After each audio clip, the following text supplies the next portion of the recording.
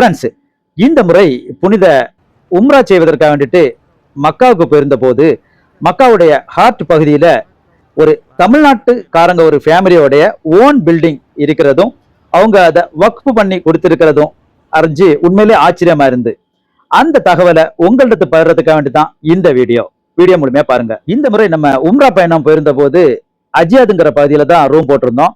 அஜியாதுங்கிறது ஹரம்ல இருந்து ஓரளவு நடந்து போற தூரத்துல தான் இருக்குது. அந்த டவர் பில்டிங்ல இருந்து கொஞ்சம் லெஃப்ட் போகணும். ஒரு 500 to 700 மீட்டர் தூரத்துல இருக்குது.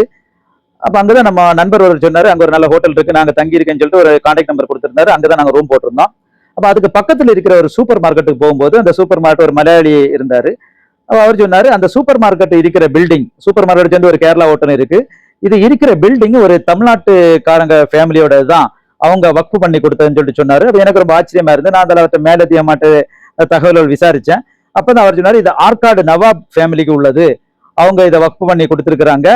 பட் இந்த பில்டிங் ஒரு 11 மந்தும் பூட்டியே தான் இருக்கும். ஒரு 5-6 நிலை பில்டிங்கு. எப்படின்னாக்கா அந்த வருஷத்துக்கு ஒரு முறை மட்டும், அந்த ஒரு மாசம் ஹஜ் டைம்ல மட்டும் சென்னையில இருந்து கொஞ்சம் வசதி குறைஞ்ச ஏழை ஃபேமிலிங்க வருவாங்க. அவங்களுக்கு இலவசமா இந்த பில்டிங்ல தங்குக்கான அனுமதி கொடுப்பாங்க. அதுக்கான புக்கிங் எல்லாம் அவங்க சென்னையில உள்ள ஒரு ஆபீஸ்ல செய்து அவங்களே செலக்ட் பண்ணி அவங்கள அனுப்பி விடுவாங்க. அவங்க வந்து ஒரு மாசத்துக்கு தங்கி இருந்துட்டு ஹஜ் முடிஞ்சோன்னா போயிடுவாங்க. அந்த ஹஜ்ஜுக்கு பிறகு அந்த 11 மாசம் அந்த பில்டிங் பூட்டியே தான் இருக்கும்.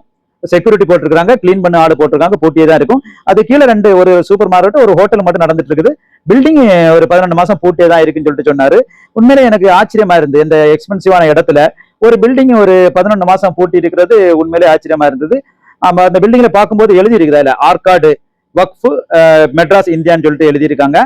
அப்போ ஆற்காடு நவாப் ஃபேமிலி கவர்மெண்ட்டுக்காண்டி வக்ஃப் பண்ணி கொடுத்த பில்டிங், அவங்க ஓன் பில்டிங்கா இருந்திருக்காத அவங்க வக்ஃப் பண்ணி கொடுத்துருக்காங்கன்னு சொல்லிட்டு சொன்னாரு.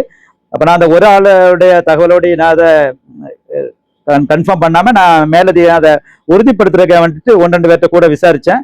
பக்கத்து கடையில அவங்களும் இதே தகவல் தான் சொன்னாங்க. அப்புறமா எடுத்து சொல்லணும்னாக்கா அந்த பில்டிங்கோட கீழே இருக்கிற அந்த ரெஸ்டாரண்ட்ல இந்தியன் ஃபுட் எல்லாம் கிடைக்குது. காலையில புரோட்டா ஆம்லெட்டு, நல்ல சாயை கிடைக்குது. பின்ன ஈவினிங் எல்லாம் நல்ல வடை வகைகள், வடை, சாயை எல்லாமே கிடைக்குது. பக்கத்துலயும் 1-2 கேரளா ஹோட்டல்ஸ் இருக்கு, பாகிஸ்தானி ஹோட்டல்ஸ் இருக்குது. அப்ப நம்ம உம்ரா போகும்போது நம்ம அந்த அஜியாதுங்கிற பகுதியில தங்கினோம்னாக்கா நமக்கு ஈஸியா ஹரமுக்கு போயிட்டு வர்றதுக்கும் நடந்து போயிட்டு வர்றதுக்கு ஈஸியா இருக்கும். பின்ன நல்ல டீ குடிக்கிறதுக்கு சாப்பிட்றதுக்கெல்லாம் ரொம்ப சௌரியமா இருக்கும்.